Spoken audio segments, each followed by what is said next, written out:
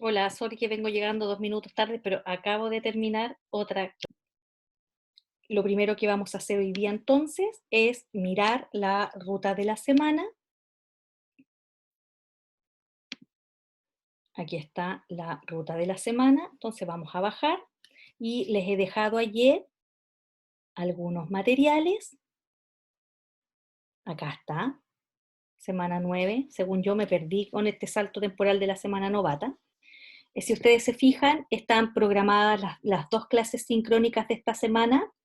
Hoy día vamos a terminar de revisar esta discusión que iniciamos la semana pasada y que tenía como objeto, ¿cierto?, eh, poder discutir acerca del concepto de interacción al interior del aula y que en este caso, ¿cierto?, era al interior de nuestras planificaciones.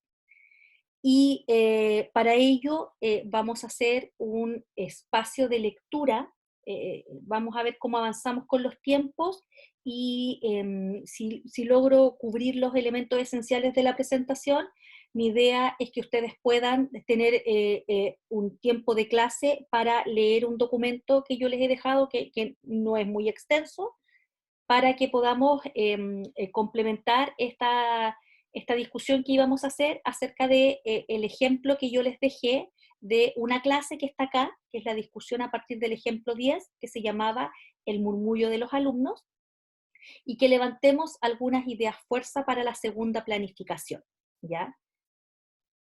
Mañana vamos a ir a otro tema, que es el de la retroalimentación y estrategias de sistematización metacognitivas y metalingüística.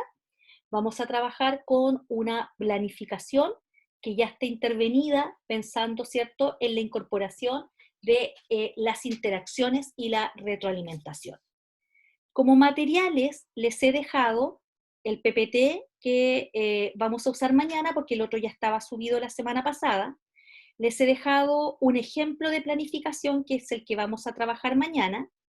Les he dejado también un video de apoyo sobre la taxonomía de Bloom, que es algo que también vamos a trabajar mañana, atendiendo a una de las cosas que ustedes me señalaron en la encuesta que yo realicé, y que es que todavía existe la necesidad de que volvamos al establecimiento de las metas de clase.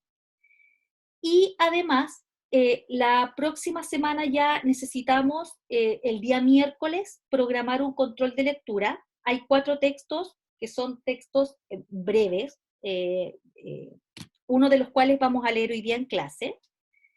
Está el primer documento, que es este que está acá, que se llama Tipos de contenido, que a falta de que ustedes puedan ir a la biblioteca y que podamos conseguir este libro en digital, yo hice una transcripción de un libro grandote que se llama Estrategias Docentes para un Aprendizaje Significativo, y lo que plantea este documento es algo que ya vimos en clase, y que es que existen 3 tipos de contenidos curriculares: aquellos que son declarativos o conceptuales, los procedimentales y los actitudinales. ¿Ya? Entonces, este texto trabaja sobre esa clasificación. Luego, les he dejado acá un documento que se llama Estructura de una clase, y que son ejemplos de clases, ¿cierto?, que tienen un breve análisis aquí abajo. Entonces está, por ejemplo, esta clase, da lo mismo de que sean las clases, porque el análisis es un análisis que se puede hacer a la práctica de cualquier docente. Hay una clase de tipos de saque, ¿ya? Y la pregunta es qué debilidades son frecuentes encontrar en la estructura de una clase, y están estos ejemplos analizados. Aquí hay una de historia, aquí hay una de argumentación y una de ciencias sociales. Y está la situación de clase, y entonces hay allí un breve análisis de aquellas cosas que podríamos discutir eventualmente, ¿cierto?, sobre la lógica en que están armadas estas clases, respecto al conocimiento previo, respecto a la meta, etc. Luego está el documento que vamos a trabajar hoy día, que también es un documento que lo he transcrito yo, ¿cierto?, de 3 papers distintos, ¿ya? Hay un texto 1 que dice resultados. ¿Qué dice la evaluación docente acerca de la enseñanza en Chile? Puse solo aquí lo que se refiere a interacción pedagógica, que es el tema de hoy día.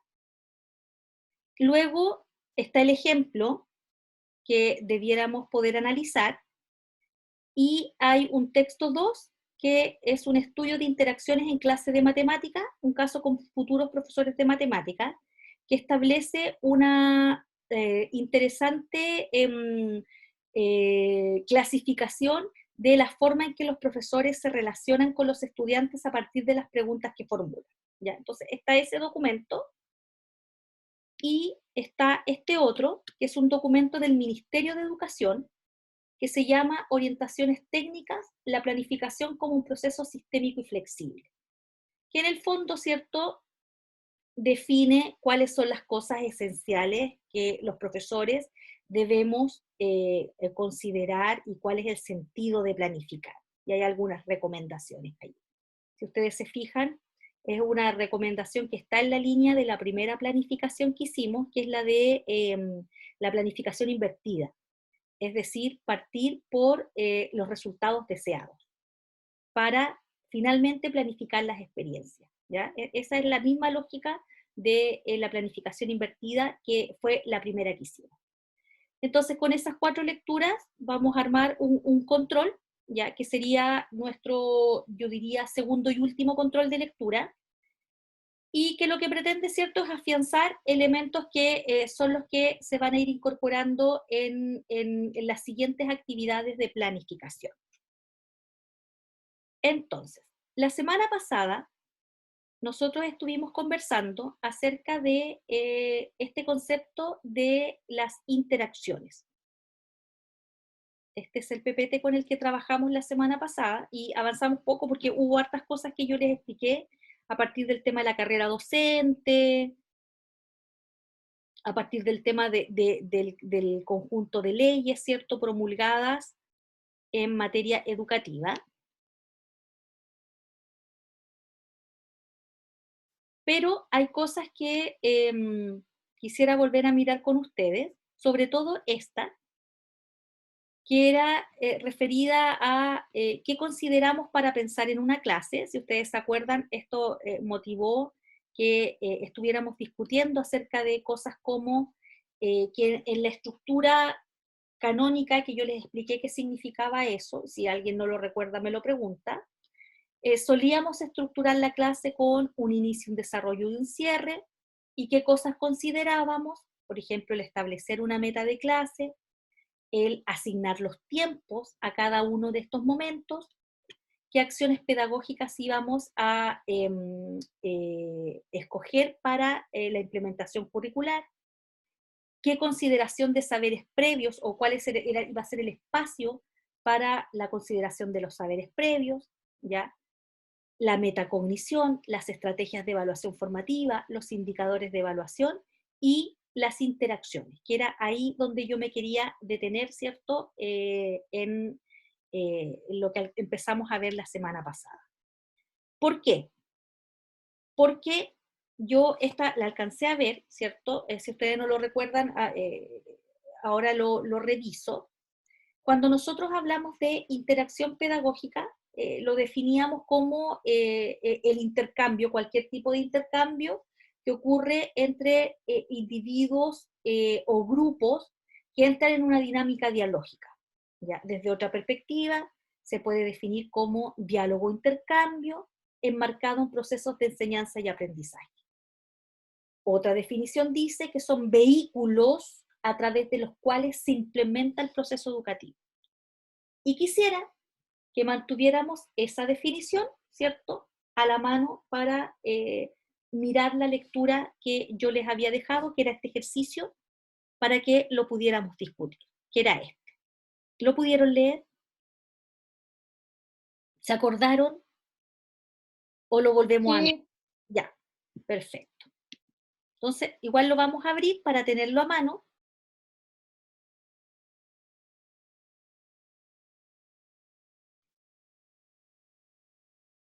¿ya? Entonces, este es un ejemplo que yo les contaba, que es la transcripción de una situación de evaluación docente en que hay un profesor de matemática cuya clase está siendo observada para el proceso de su evaluación, y se da una dinámica en el aula, que es la que yo quería mirar pensando en estas interacciones, que las definimos previamente como este vehículo, ¿cierto?, a través del cual se puede canalizar, conducir el proceso de enseñanza y aprendizaje. Yo escuché un sí, si lo leímos ahí, yo no sé si ese sí es un sí colectivo o no sé si todos lo habrán recordado, pero de todas maneras, Yo no lo leí, profe, como la es una verdad. lectura cortita, la vamos a retomar aquí. Es una lectura muy cortita, nos demoramos 5 minutos en leerla. Y se llama así, El murmullo de los alumnos. Muy atentos porque luego sí les voy a pedir que abran sus micrófonos para comentar. Dice, un profesor de cuarto básico inicia su clase filmada formulando preguntas a sus alumnos sobre lo que recuerdan acerca de las figuras geométricas y sus elementos. A continuación, indica que esta clase trabajará en los cuerpos geométricos, ¿ya? Figuras geométricas, cuerpos geométricos. No sé si recuerdan la diferencia, pero da lo mismo. Docente, la D es del docente. Entonces, ¿todos recuerdan los elementos de las figuras geométricas? Los niños dicen sí. Docente dice, bien. Entonces, hoy vamos a hablar de los cuerpos geométricos. Enfatiza al pronunciar, cuerpos geométricos. Los cuerpos geométricos son formas que tienen volumen y ocupan un lugar en el espacio. Es decir, no son elementos planos como las figuras geométricas.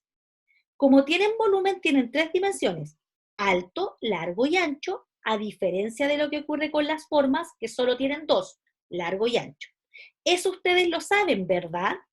Es más, los cuerpos geométricos están compuestos por figuras geométricas, como este cubo que tengo aquí, que está formado por 6 caras cuadradas. ¿Ven? Muestra rotando el cubo. Es muy importante que entiendan esta diferencia entre los cuerpos y las figuras geométricas. Entonces, las caras son estas que les mostré en el cubo, las partes planas. Los cuerpos geométricos también tienen aristas, que son estas, donde cruzan las caras, donde chocan las caras. Y también tienen vértices, puntos, donde se cruzan las aristas, ¿cierto? ¿Queda claro? Y los niños dicen, sí. Entonces ahora ustedes van a desarrollar una guía en la que tienen que identificar los elementos de distintos cuerpos geométricos. Perdón, que es la grabación de la clase anterior que me está avisando que ya está lista. Y me movió en lo que estaba leyendo ahí. A continuación, el docente les entrega una guía de trabajo individual y mientras estos la desarrollan, revisa cuadernos en su escritorio, ubicado al frente de la sala. Vayan haciéndose la imagen mental de la situación. Los alumnos parecen tener algunas dificultades para el desarrollo de la guía y por largo rato se escucha murmullo entre los grupos, pues se hacen preguntas entre ellos en voz baja. En 2 oportunidades, el profesor alza la mirada y hace un gesto pidiendo silencio. En la tercera ocasión dice, recuerden que la guía es individual. Al finalizar la clase, el docente menciona que la próxima clase trabajarán con redes geométricas y que aquellos alumnos que no alcanzaron a terminar la guía deben completarla, ¿ya? ¿Cuál es el análisis que se hace aquí? No sé qué les parece hasta ahí el ejercicio. No sé si me pueden hacer algún comentario de la situación. A simple vista, ¿qué cosas pueden observar? Yo siento que es como una clase a la antigua. Me Ya, recuerda mucho a mis profesores más viejitos del colegio, que ya. hacían eso de ponerse a revisar cosas mientras Que estábamos se en clase pone y a decían, revisar. ya, para que hagan algo, pongan, no sé, hagan una guía. Me recuerda mucho a eso. Muy bien. La Constanza, ¿cierto? Nos dice en el chat, falta monitoreo. No hay ninguno. ¿Qué más? Yo tengo un aspecto en el cual quiero resaltar al terminar de ver la clase, el cual sería el uso de preguntas de comprensión poco eficientes, en las Preguntas. cuales si el profesor pregunta simplemente ¿entendieron? y lo cual hemos estado practicando y viendo durante la época de práctica, también durante las clases, de la cual si uno a un alumno le pregunta si entendieron, la respuesta siempre va a ser sí. Lo que hay que preguntar son aspectos específicos o tratar de hacer una pregunta bien estructurada, porque sé que simplemente llegar y preguntar de manera general si entendieron no va a lograr nada. Muy bien, Ian, muy bien. Ya. ¿Alguien más? Muy bien. Y además que y él lo está diciendo que lo está viviendo en su contexto de práctica. Ya, entonces, volvamos a mirar el ejemplo. Aquí está el análisis que se hace de esta clase del profesor. En el ejemplo, el docente no implementa estrategias de monitoreo que le permitan recoger información sobre el trabajo de sus alumnos y apoyarlo. Nunca vio nada, nunca revisó, no tiene cómo. Presenta nuevos contenidos que son, ¿cierto?, los cuerpos geométricos, pero no verifica que los alumnos estén comprendiéndolo, porque hizo, como decía, como que le recordó una clase a la antigua, había un objeto que era un cubo, y con el puro cubo, ¿cierto?, y en el aire, y sí hizo este profesor ni siquiera una explicación, hizo una descripción de lo que era un cuerpo geométrico. No se valió de ningún otro recurso más que el que tenía en la mano, ¿ya? Mientras desarrolla su explicación, realiza pocas preguntas y estas parecen más bien muletillas. ¿Verdad? ¿Cierto? ¿Queda claro? Sin ofrecer un espacio para que los alumnos efectivamente puedan responderla o plantear sus propias dudas. Enseguida, durante la actividad de trabajo individual, el docente no verifica si los alumnos han comprendido las instrucciones, tampoco se muestra atento al desarrollo de la guía, ni parece disponible a sus requerimientos. Solo se dirige a ellos cuando escucha el murmullo, sin advertir que ello pueda ser una señal de dificultad o falta de comprensión por parte de los alumnos. Incluso cuando ellos están tratando de explicarse entre ellos, limita esta iniciativa y los hace callar. Tampoco en el segmento final de la clase se genera una instancia para corregir en conjunto la guía. De hecho, dice que el que no la terminó, la tiene que terminar, porque ya en la próxima clase van a ver redes geométricas. Eso habría dado al docente la oportunidad de identificar dificultades y errores de los alumnos, corregirlos o bien profundizar y ampliar los contenidos que sí fueron comprendidos con ellos. Por ejemplo, ejercitar la identificación de las caras, los vértices y las aristas en objetos de la sala, hacer conexiones entre las figuras que ya conocen y los cuerpos que aparecen en la guía, ya, etc. ¿Ya? Entonces, es un análisis bastante obvio de una clase que no funciona para los estudiantes, solo funciona para el profesor. Y este profesor no tiene ningún tipo no está ni siquiera comprometido con el proceso de aprendizaje, simplemente está en una posición descriptiva de mostrarles muy rápidamente materia nueva o un contenido nuevo, y luego dejarlos, ¿cierto?, solos que trabajen, y además usando estas preguntas que no recogen ningún tipo de información, porque los alumnos siempre están asintiendo que sí, ¿ya? No es responsabilidad de los alumnos en este caso, ¿cierto? Entonces, vuelvo al PPT. Profe, Dígame, ahí en el análisis también faltó algo que últimamente hemos estado dígame. viendo harto en clases, que es la importancia de que los alumnos aprendan ciertas cosas. Por ejemplo, en inglés nosotros no podemos decirle a alumnos que nunca han pisado el aeropuerto, van a aprender la importancia del inglés, porque si van a viajar es importante que sepan cómo comunicarse. Y en este caso hay una parte donde el profe dice, es importante que sepan las diferencias, pero no dice por qué. Entonces, yo siento que si fue su alumno, estaría en el aire, estaría perdida. Es importante, Muy bien, pero ¿por qué? No hay razones. muy bien. O sea, tampoco hay una preocupación por contextualizar, ¿ya? Por contextualizar. O sea, ni establecer una relación con la vida cotidiana. Mira tu entorno, ¿cierto? Y ve que efectivamente alrededor del tuyo hay infinita cantidad de cuerpos geométricos, pues. ¿Ya? Infinita cantidad de cuerpos geométricos. No hay tampoco ese interés. Muy bien tu observación. Por lo tanto, cuando uno mira las propias prácticas, uno debiera poder entender que efectivamente los profesores a veces solemos, y me incluyo, todo el tiempo me incluyo, solemos avanzar pese a que en algunos casos, como en el mío, ¿cierto? Estamos conscientes de que puede haber gente que tiene más dificultades, menos dificultades. En este caso se nos suman las dificultades de conexión, de silencio en el entorno en que estamos asistiendo a la clase, etc. Pero por sobre todo, ¿cierto? Hay que tener claridad que la interacción está compuesta por 3 elementos: la calidad de las explicaciones, la calidad de las interacciones y el acompañamiento de las actividades en función del aprendizaje. En el caso que acabamos de ver, el ejemplo 10, murmullo de los alumnos, la calidad de las explicaciones es pobrísima.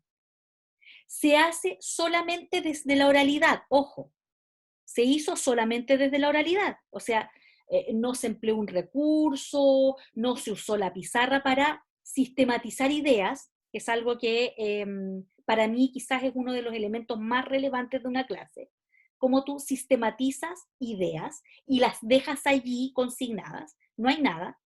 La calidad de las interacciones está resumida a un par de preguntas que están hechas sin ninguna intencionalidad pedagógica, y el acompañamiento en las actividades no existe, ¿ya? Entonces, cuando nosotros hablemos de la calidad de las explicaciones, ¿a qué nos vamos a referir? A cómo vinculamos los conocimientos con aprendizajes previos. ¿Qué tipo de preguntas hay que formular? ¿Qué ejemplos se utilizan? La claridad con la que se expone. Eso es lo que se mira cuando se evalúa desde afuera en una clase la calidad de las explicaciones. Cómo se modela o demuestra algún contenido o procedimiento, entre otros. Cómo se modela. Esto es súper importante. Nosotros como profesores necesitamos hacer modelamiento todo el tiempo. Todo el tiempo. Mostrar cómo se hace. Y muy pocas veces nos dedicamos a mostrar cómo se hace, ¿ya? Calidad de las interacciones.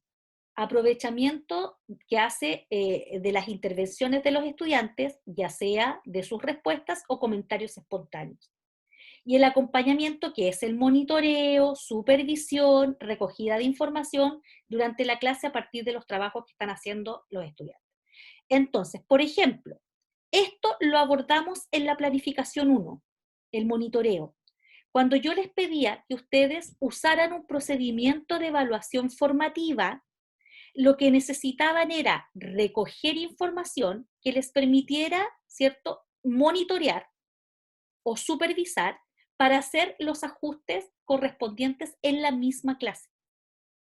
Entonces, cuando usted, por ejemplo, hay un grupo que planificó usando las tarjetas ABCD, ¿ya? Entonces, hacían una pregunta y en un momento los niños usaban las tarjetas ABCD y le mostraban al profesor efectivamente las respuestas frente a una pregunta. Y yo les decía que las tarjetas ABCD lo que permiten es, con un golpe de vista, saber cuántos están, ¿cierto?, lográndolo y cuántos están fallando.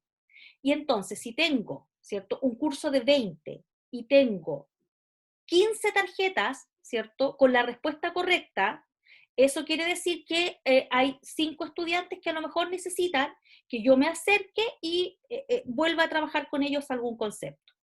Si tengo 10 tarjetas o tengo 8 tarjetas con la respuesta correcta y las otras 12 con la respuesta incorrecta, eso quiere decir que tengo que volver atrás, ¿ya?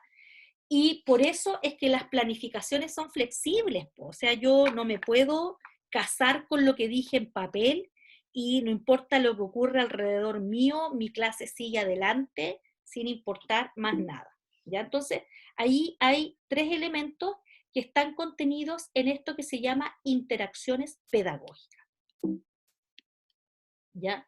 Y aquí, efectivamente, ¿cierto?, hay, si nosotros hablamos de las preguntas, ¿ah? ¿Qué cosas preguntamos los profesores en la sala de clase? Hay harta investigación ahí acerca de lo que preguntamos los profesores y está en el texto que vamos a leer. Nosotros podríamos pensar que tenemos preguntas que están orientadas a recordar conocimientos previos. Preguntas para monitorear el proceso de aprendizaje. Preguntas para aclarar dudas. preguntas para que los estudiantes complementen respuestas o preguntas elaboradas por sus pares, preguntas para desafiar a los estudiantes, preguntas para que los estudiantes participen activamente en la clase, ¿ya? Entonces, si tú te fijas, cuando nos referimos a las preguntas, aquí hay una variedad de preguntas que tú puedes formular y que van a ir pensadas en distintos minutos de la clase. Por ejemplo, ¿cuándo voy a monitorear el aprendizaje? Probablemente no al inicio. Necesito este monitoreo en la mitad del desarrollo y hacia el final de la clase. Preguntas para aclarar dudas, probablemente al inicio y al final, ¿ya?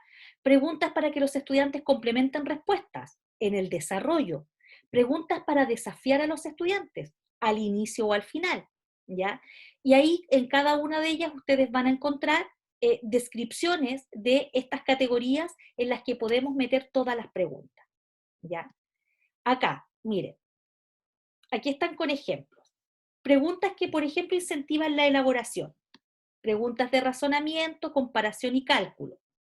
Teníamos 7, le pedimos 1, quedaron 6. ¿Cuántas tengo que sacar? Preguntas de interpretación, indagación y exploración. ¿Qué emociones creen ustedes que se conectan con el video que vimos? Si ustedes se fijan, no son preguntas que están descubriendo el hilo negro acá, ni la pólvora.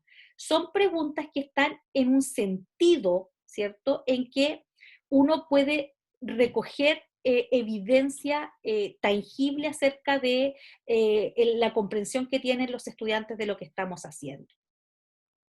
Preguntas por juicio, opinión, preferencia o postura personal. ¿Y qué piensas tú sobre la afirmación nunca estarás satisfecho con lo que tienes? Preguntas sobre temas valóricos. ¿Qué le parece la actitud de Patita? ¿Por qué se burlaron? ¿Burlarse de la apariencia física está bien? Preguntas de relevancia. ¿En la industria es importante saber la velocidad de reacción? Ya. Fíjense que están tomadas de distintas asignaturas y están puestas allí como ejemplos de buenas preguntas, ¿ya? Entonces, en el texto que yo les dejé, que es uno de los que está en el aula, espérense, quiero mostrarles esto. Hoy no sé por qué no se ve bien, espérense, que necesito que se vea bien. Hoy quedó cortada la tablita. Déjenme hacerle el ajuste al... Uy, lo cortó, la edición lo cortó. Déjenme ver si le cambio el diseño, a lo mejor me la va a mostrar completa. No, quedó cortada. Ya, esta de aquí se veía mejor, ya.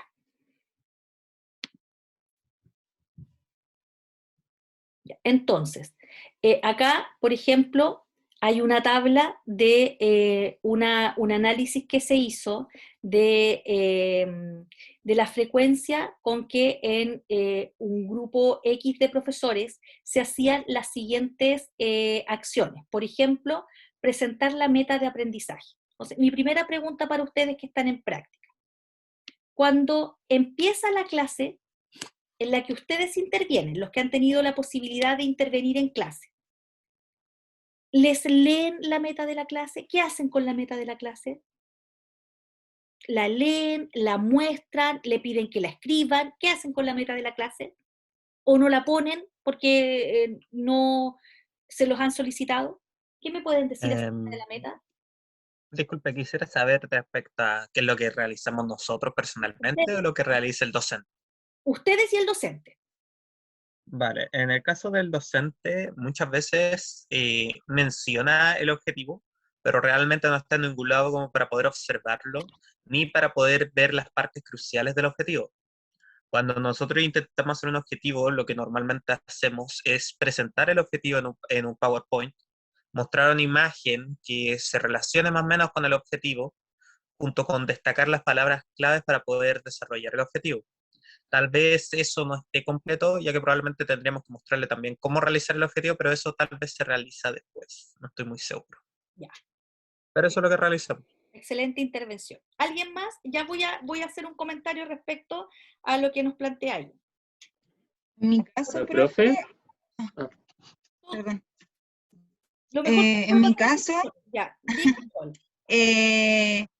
no nos ha tocado intervenir así como todavía de real en la práctica, y el profe, cuando él hace el inicio de la clase, solo habla del objetivo y como de la secuencia que va a tener la clase. Lo que vamos a hacer primero, lo que vamos a hacer después y lo que vamos a hacer al final. Y en lo personal, para mí, el término meta de la clase es algo que aprendí ahora, este semestre. Ya. Yo no lo había visto antes. Yo siempre había trabajado con el objetivo, como con la secuencia de la clase, pero la meta es algo que vi ahora recién. Entonces, igual nunca lo había aplicado. Ya. Muy bien, Nicole. La Constanza nos dice aquí, pedir a un estudiante que la lea y luego otra mencione las palabras clave. Ya. Sigo escuchando. ¿Alguien más iba a comentar cómo lo hacía? Si es que lo hacía. O cómo lo veía en su profe mentor. Sí, yo. Bueno, en nuestras clases, sí, la profe siempre muestra el objetivo al principio. Y bueno, nosotros también, cuando hemos tenido la oportunidad de intervenir. Y lo que hacemos usualmente es, bueno, leerlo y, y después preguntar si se entiende. También le pedimos a algunos estudiantes que lo expliquen, como con sus propias palabras. Así como, sí, ¿qué entienden que se va a hacer hoy? Y ¿También piden aparte, palabras clave o no? no explícitamente. No. Ya. Y bueno, durante el desarrollo de la clase como que se vuelve a referir al objetivo en muchas instancias. En cada actividad que se hace, como que reiteramos que esta actividad contribuye al objetivo de esta manera. Ya. O sea, lo Entonces, sí. tienen en vista. Ya, súper bien. Me parece súper bien. Ya. No sé si alguien más quiere... Porque lo que yo puedo ver hasta ahora es que, tal como señalaba Ian, ¿cierto? La meta de la clase, yo no sé si estamos hablando el mismo lenguaje. Cuando ustedes dicen objetivo de la clase, no estamos pensando en el OA. No estamos pensando en el OA porque el OA es para el profe. Ya, para el profe. Yo no sé qué ganaría con leerle, ¿cierto?, a los estudiantes 1A de este tamaño, y siendo que no es eso lo que voy a trabajar, sino que estoy estableciendo este objetivo de clase o meta de clase. La vamos a usar como sinónimo. Primera condición, si la meta de la clase no es socializada y compartida, no tiene ningún sentido que esté. ¿Ya? Necesitamos socializar y compartir las metas con nuestros estudiantes. Esto es, ¿cierto?, lo que debiéramos lograr al final de la clase de hoy día. Primera condición, ¿Profe? dígame. Yo tengo como un enredo como en la cabeza, porque en didáctica estamos viendo como el lesson plan y los objetivos como de la clase, no como de la unidad, ni en general como del curso, ni nada. Entonces, cuando yo hago una clase, a los estudiantes debería presentarles la meta, no el objetivo.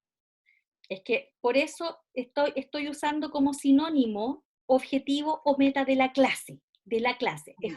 Estoy haciendo solamente el distingo, Nicole, con el OA, con el objetivo de aprendizaje, claro, de las bases curriculares.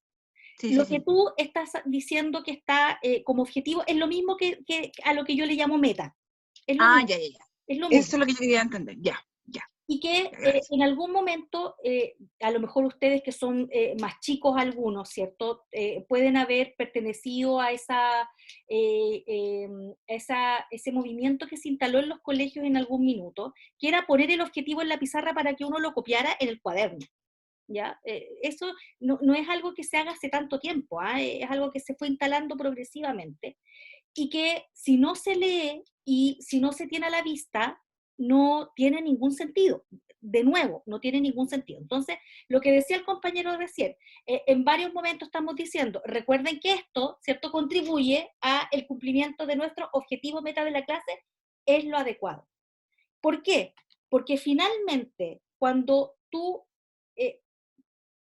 haces una propuesta discursiva respecto de qué vamos a hacer hoy día, ¿cierto? Y que está contenido en esta meta, que está redactada generalmente a partir de un verbo en infinitivo y que indica, ¿cierto?, una acción con cierto nivel taxonómico que usted como profe lo sabe y el estudiante no tiene por qué saberlo. Lo que estamos mostrándole, ¿cierto?, cuando lo compartimos, estamos haciendo un proceso de involucramiento en esta dualidad de lo que implica enseñar y aprender. ¿Ya? Por lo tanto, meta de la clase siempre debe estar y debe ser compartida. Desde los niños de primero básico en adelante. Esto no es algo que se haga con los niños más grandes. Si ellos tienen que escribirlo o no, ese es otro tema. Si ya está escrita en la guía, no hay para qué volver a escribirla. Si usted, supongamos que cuando esté en una sala de clase, la proyecta, en una sala de clases virtual, la proyecta y le pide a los estudiantes que la registren en el cuaderno, no, eso es algo que puede discutirse en términos de que a lo mejor me voy a demorar en que ellos transcriban, los chiquillos que están conectados a lo mejor están con el puro libro y no tienen cuaderno y lápiz, son consideraciones que podemos hacer. Pero sin duda tiene que estar. Y lo otro que mencionaba otra compañera era algo que yo considero una muy buena estrategia, que es el itinerario. No usaste la palabra itinerario, usaste momentos de la clase, usaste otro concepto. ¿Cuál fue el concepto que usó la compañera? Habló de la secuencia, parece. El uso de los itinerarios, ¿cierto? Es decir, el desglose de todo lo que vamos a hacer en una versión para los estudiantes, no es mostrarles la planificación, es también una súper buena estrategia. Y yo le he visto que funciona en colegios donde los niños son particularmente muy inquietos, ¿ya? Y en la medida en que tú les dices, mira, primero vamos a conversar acerca de lo que sabemos, luego vamos a hacer una lectura, luego de la lectura vamos a trabajar en una guía, después de la guía nos vamos a juntar en grupo, ¿cierto? Y vamos a armar una respuesta colectiva. Al final vamos a hacer el ticket de salida. Una secuencia súper simple. Y lo que te permite, ¿cierto?, es ir chequeando los momentos que ya están cumplidos. Entonces, ese niño que está ansioso y que está esperando el recreo y que no logra concentrarse, ¿cierto?, al menos tiene una ruta de dónde estamos y qué es lo que nos falta. Y tú les dices después, ya, nos faltan los 2 últimos momentos de la clase. Atentos porque vamos a los 2 últimos. Miren todo lo que ya hemos hecho. Y tú puedes ir tiqueando en un rincón de la pizarra, en algún recurso que tengas de manera virtual, lo que ya hiciste. También es una súper buena estrategia asociada a la meta. Yo la recomiendo de todas maneras, el uso de los itinerarios. Luego, el PPT, entre las cosas, ¿cierto?, que se van estudiando, la secuencia de la clase, sí, entre las cosas que se van estudiando, es, por ejemplo, la verificación de la comprensión de la meta de aprendizaje y o sus criterios de logro. Ya. Y aquí entonces entramos a el siguiente tema, que tiene que ver con que si dejamos la meta, ¿cierto? Y la socializamos, nos tomamos un minuto para leerla, la discutimos e involucramos a los estudiantes en la misma, ¿cierto? Eso no puede morir ahí, po. O sea, en algún momento, hacia el final de la clase, lo que tenemos que hacer es volver sobre esa meta y ver si efectivamente la cumplimos. Porque eso implica una meta. Una meta implica, ¿cierto?, un hito que tenemos que atravesar o no. Es como, no sé, el corredor, el atleta, ¿cierto?, que llega, su meta está ahí y llega y se detiene 1 centímetro antes de cortar la cinta. Ya, llegó, pero algo ocurrió allí que hace que no termine la carrera. Entonces, para eso, lo que se recomienda siempre es tener a mano algunas estrategias de sistematización metacognitiva o sistematización metalingüística. Dijimos que al final de la clase de hoy íbamos a lograr esto. Este era nuestro objetivo. Veamos si lo hemos cumplido o no. Y entonces usted allí se tiene que valer de alguna estrategia, ¿cierto?, para verificar el cumplimiento de la meta. Si no, no es meta. Es una declaración de intenciones nomás que hicimos al principio. ¿Qué pasa? En una buena clase, ¿cierto? El que yo llegue con los estudiantes a volver sobre la meta implica que tanto ellos como yo, ¿cierto? Vemos si necesitamos para la otra clase retomar algún tema, necesitamos apurarnos más en el trabajo, porque a lo mejor la meta no era tan difícil de alcanzar, pero nos demoramos mucho, ¿cierto? Cambiándonos de puesto para trabajar en grupo, u otra cosa. ¿Ya? Entonces, otro elemento fundamental que lo que yo les voy a pedir es que lo expliciten en las planificaciones es este. ¿Cómo se explicitan en las planificaciones? Les voy a mostrar un ejemplo. El ejemplo estaba para mañana, pero me parece pertinente mostrárselos ahora. Miren, yo les voy a mostrar qué es lo que debiéramos considerar para el siguiente ejercicio de planificación. De hecho, está en el aula ya allí puestecito. Que tengo cosas aquí encima. Entonces, en una de estas pestañas es el aula. Ya, miren. Aquí hay una planificación que es de estudiantes de castellano. Yo sé que en este curso tengo 2 estudiantes de castellano, que está pensada en esta lógica. Esta es una planificación tipo, la planificación que se usaba en el colegio donde estas estudiantes estaban haciendo práctica. Y miren, es la planificación tipo, pero si ustedes se fijan, esta planificación está intervenida, ¿ya? Está intervenida con aquellas cosas que fortalecen, por ejemplo, la recogida de información o las buenas preguntas. Entonces, tienen aquí una clase que llegaba hasta aquí, dice, la docente saluda a los alumnos y describe el objetivo de la clase, con una actividad de activación de conocimiento previo, en donde se les muestra a los alumnos 3 imágenes sobre estereotipos de familias. A partir de ello, la profesora hace preguntas que apuntan a la capacidad analítica de los estudiantes. ¿Quiénes aparecen? ¿Qué está haciendo cada uno de ellos? ¿Cuáles son sus características? Socialmente, ¿qué indican estas características? Somos como las personas que aparecen en estas imágenes. Esas eran las preguntas originales que tenía esta planificación. Luego, esta planificación fue intervenida así, y además hace algunas preguntas metacognitivas como las siguientes. ¿Qué conozco sobre los estereotipos? Porque mira la meta. Analizar textos publicitarios y comentar de manera grupal estereotipos presentes en la sociedad. Y no estaba el concepto de estereotipo acá. ¿Ya? Entonces, buenas preguntas que afianzan estas otras que son más bien de naturaleza descriptiva. ¿Qué es lo que estás viendo? Es, ¿qué conozco sobre los estereotipos? ¿Qué es para mi sociedad? ¿Qué pienso sobre los estereotipos? Estas preguntas apuntan al conocimiento previo y el modo en cómo los estudiantes valoran una situación determinada. Todavía son mejorables, pero si tú te fijas, el haber incorporado estas preguntas enriquece, ¿cierto?, el momento de inicio, porque ya no está solo pensado en, digamos, lo que vemos en la imagen, sino es, conectemos esto que está aquí, ¿cierto?, con aquello que nosotros sabemos. Luego dice, la profesora escribe las respuestas en una parte de la pizarra, ¿ya? Indicando, y así seguía, indicando a los estudiantes el concepto de estereotipo como una forma social.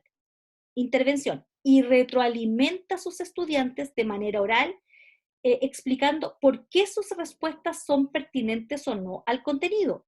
Luego hace una mediación de conocimiento previo. Si ustedes se fijan, la planificación que yo les estoy mostrando está repensada, poniendo aquí todos estos elementos que solemos pasar por alto en la descripción. A lo mejor sí los hacemos en el aula, pero aquí le estábamos pidiendo a los estudiantes que miraran una fotografía, que dijeran qué veían, pero porque queremos enseñarles el concepto de estereotipo, pero el concepto de estereotipo no está explícito. No está explícito. Ni siquiera les preguntamos si ellos ya lo sabían. Y partimos a explicárselos después.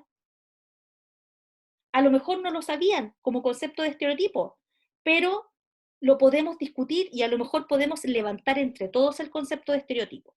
Entonces, la idea es que ustedes puedan tomar su planificación y lo primero que tienen que hacer es mirarla en términos de las interacciones. ¿En cuántos momentos de la planificación ustedes, ¿cierto?, intencionan la interacción con sus estudiantes? A través de preguntas. ¿Qué preguntas les van formulando? ¿Qué oportunidades de participación les van dando? Y que van quedando plasmadas en la planificación. Porque si no, lo que construimos en la planificación es el monólogo del profe, ¿ya? Es lo que yo hago y nunca pienso en lo que ellos hacen, en las cosas que ellos tendrían que decirme y que son necesarias para seguir trabajando, ¿ya? Entonces, primera cosa, pensar en qué espacios ustedes van a intencionar con preguntas que incitan la participación, más allá de las respuestas del profe de matemáticas, que son sí, sí, no, no. ¿Ya? Esa es la primera cosa. Luego, se me desconectó no, yo desconecté la presentación que tenía acá. Luego, aquí está el PPT. Déjenme agrandarlo. Algunas cosas que están acá, que son las que yo les voy a pedir, no les voy a pedir todo esto, ¿cierto? Por ejemplo, el incentivo de la metacognición, ¿ya? ¿Qué actividades vamos incorporando para hacer sistematización metacognitiva y metalingüística? Entonces aquí nos enfrentamos a una de las cosas más recurrentes en las clases de los profesores, y que es hacer estas preguntas abiertas al final, como ¿cómo te sentiste en esta clase? ¿Qué aprendiste? ¿Qué fue más fácil para ti y qué fue más difícil?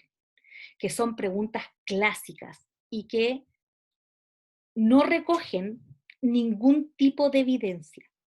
Porque ¿qué les van a decir los niños sobre cómo se sintieron? ¿Agobiados? ¿Qué esperan? Entonces, cada vez que yo me encuentro con estas preguntas, en las planificaciones, en las clases de los profesores, yo los invito a hacer el siguiente ejercicio. Cuando tú le dices a un estudiante, ¿qué es lo que te fue más difícil? La cantidad de respuestas posibles es infinita. ¿Sobre qué? Sobre estar en su clase, sobre un conector en específico que vimos, sobre el trabajo que me hizo hacer, sobre la actividad que hice con mis compañeros, sobre qué me está preguntando. ¿Qué te fue más fácil? Todo, y termino diciendo todo, o termino diciendo nada. Cuando usted pregunta, y alguien lo señaló en este grupo, cuando usted, Elian lo señaló, cuando usted hace buenas preguntas al final, ¿cierto? El efecto es muy distinto. Ian, te escucho. Quería comentar respecto a esas preguntas.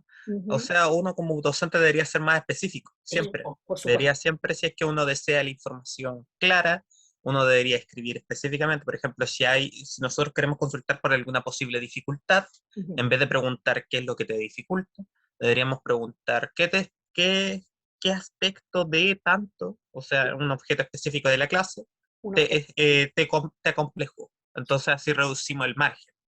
¿Eso se refiere un poco? Eso exactamente lo que tú estás diciendo es, y que es lo que le habías dicho anteriormente.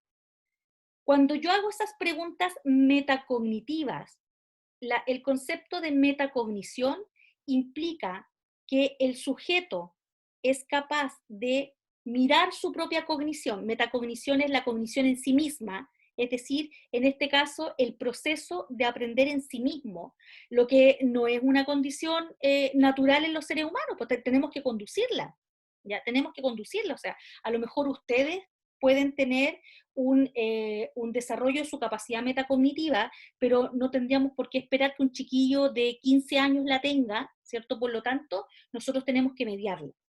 Y cuando yo le hago estas preguntas generales, así abiertas, medias hippies como yo las llamo, ¿cierto? Preguntas hippies como, ¿cómo te sentiste? Entonces los niños dicen, bien, estuvo bien, no sé qué les pueden decir los niños en realidad. Es como si yo les preguntara al final de esta clase cómo se sintieron. Yo los pondría en jaque a ustedes, porque ¿qué me van a decir? Angustiado porque la señal se me estuvo cayendo a cada rato, aburrido, no sé, interpelado. La cantidad de respuestas que me pueden dar, no sé para qué me sirven. O sea, sí, a lo mejor yo puedo pesquisar el estado de ánimo de los niños, pero tendré otras estrategias para hacerlo. Pero si yo les pregunto eso, no tengo ninguna información acerca del aprendizaje, que es lo que a mí me importa. Por lo tanto, la conducción de esas preguntas de cierre son fundamentales. Son fundamentales. Entonces, volvamos a mirar el ejemplo con la planificación, ¿ya? Voy a volver a mostrarles la planificación. Esta es una planificación de el proceso, no era la versión final, ¿ya? Ay, acá está, ya. Vamos a ir al final de la clase. Acá. Entonces, originalmente la planificación decía, los estudiantes presentarán sus productos de manera oral y grupal, pasando a exponer de manera sucinta sus resultados de trabajo ante el curso, de modo que todos los estudiantes vean reflejado su trabajo en una experiencia significativa y participativa. Hasta ahí no dice mucho. Si ustedes lo miran, dice ya, ¿y esto cómo se va a hacer? Ya. Finalmente, y esto aparece como nuevo, la profesora hace una retroalimentación grupal donde los estudiantes comentan de manera colectiva el resultado de sus compañeros. Este tipo de realimentación está pensada en el diálogo socializado del producto evaluativo y en el afianzamiento de los estudiantes con los procesos de evaluación. Todavía queda súper nebuloso. Todavía no sé cómo lo hace. ¿Ya? Finalmente, vuelve a recordar lo revisado en clases y hace preguntas de cierre. ¿Qué aprendieron hoy? ¿Cómo se sintieron haciendo el trabajo en clase? Fíjense que está marcado con rojo, ya les voy a decir por qué. ¿Qué cosas de las aprendidas creen que les servirán para el futuro y por qué? Estas preguntas buscan indagar sobre el proceso de aprendizaje y cómo este se vio reflejado en la interioridad afectiva de los estudiantes, de modo que sean un antecedente para la elaboración de las futuras planificaciones. Si ustedes se fijan, aquí hay un intento todavía por esclarecer este cierre de la clase, que yo siento que no está bien logrado aún, porque todavía el proceso está muy carente de evidencias concretas del trabajo. ¿Ya? Entonces, en este caso, aquí hay un primer intento por explicar cómo se va a hacer el cierre, pero todavía a este cierre le falta, ¿cierto?, cuál es la estrategia concreta con la que van a, ¿cierto?, cerrar la clase. ¿Ya? Y este es un trabajo que por eso yo les señalaba. Ahora ustedes podrán entender por qué les digo que no importa el formato de la planificación con el que estén trabajando. Lo que importa es que la puedan mirar a la luz de, en este caso, ¿cierto?, las interacciones. ¿Ya? Y lo que vamos a ver mañana es la retroalimentación, donde vamos a poner las instancias de retroalimentación, que son otro de los elementos que están, ¿cierto?, a la base de esta segunda planificación. Por tanto, para la clase de mañana, ¿ya? Vamos a hacer lo siguiente. La clase parte a las 15:50. Yo me voy a conectar a las 15:50 y ustedes pueden conectarse si quieren a las 15:50. Les voy a pedir que los primeros 30 minutos de la clase los empleen en lectura individual.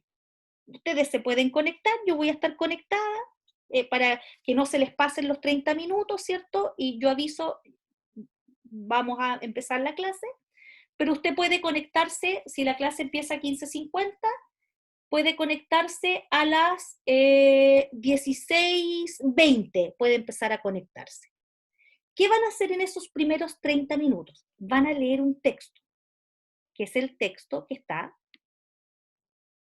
me da con que no, de minimizarlo de ahí, que es el texto que está en el aula. Les estoy presentando, ¿no? O bajé No, la... No, profe. profe, no está presentando. Ya, no se preocupen porque no he mostrado nada. Ahora voy a mostrar. Ya. Entonces, el texto que les voy a pedir que lean es el que está en el aula y ahora les voy a compartir.